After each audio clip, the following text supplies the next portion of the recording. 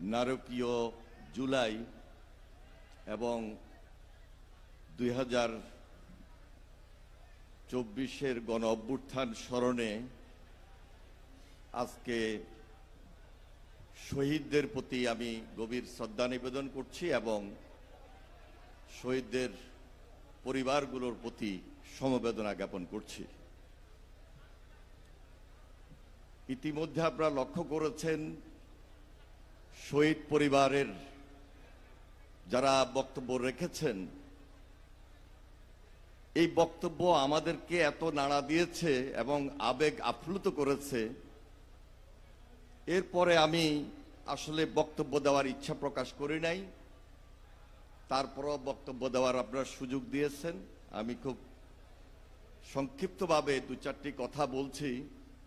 আমাদের ভারপ্রাপ্ত চেয়ারম্যান জনাব তারেক রহমান সাহেবের উপস্থিতিতে তিনি আজকের প্রধান অতিথি হিসাবে আমাদের মাঝে উপস্থিত রয়েছেন।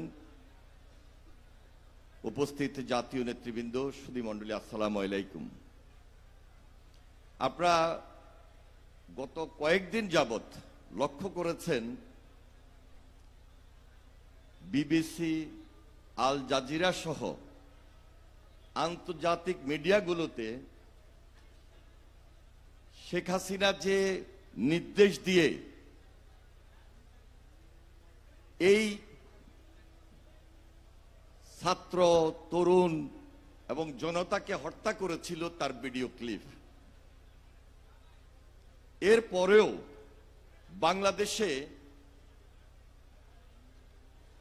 এত বাস্তবতার আলোকে দৃশ্যমান হত্যার এমন এমন কারণ ছিল যেখানে আরেকটা 5 আগস্ট আসা পর্যন্ত আমাদেরকে অপেক্ষা করতে হচ্ছে যে এখন পর্যন্ত হাসিনার বিচার হয় নাই।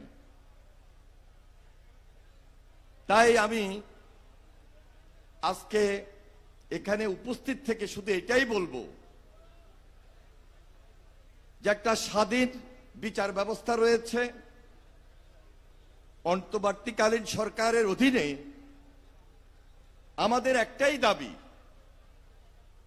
খুব দ্রুত এই বিচার দৃশ্যমান এবং নিষ্পত্তি যদি করা না হয়, বাংলাদেশের মানুষ তারা যেমন একটা সন্দেহের মধ্যে রয়েছে এবং মনে একটা কষ্ট নিয়ে হয়তোবা এই বছর এই সর্বশেষ 5 আগস্টটা শেষ করবে।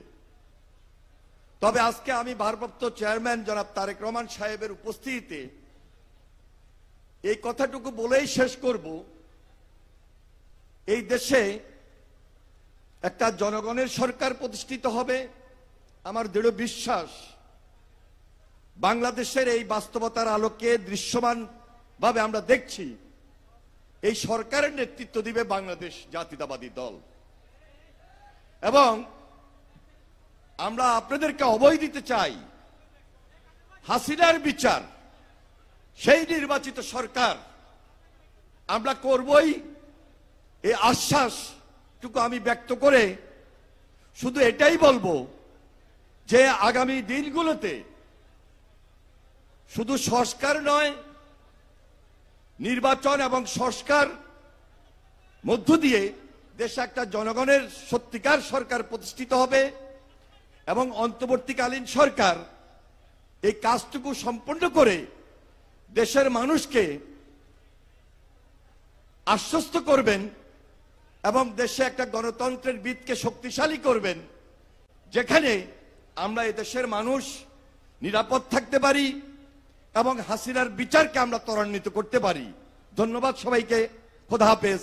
বাংলাদেশ জিন্দাবাদ, জাতীয়তাবাদী দল জিন্দাবাদ, শহীদ জিয়া অমর হোক, দেশনেত্রী বেগম খালেদা জিয়া জিন্দাবাদ, তারেক রহমান জিন্দাবাদ।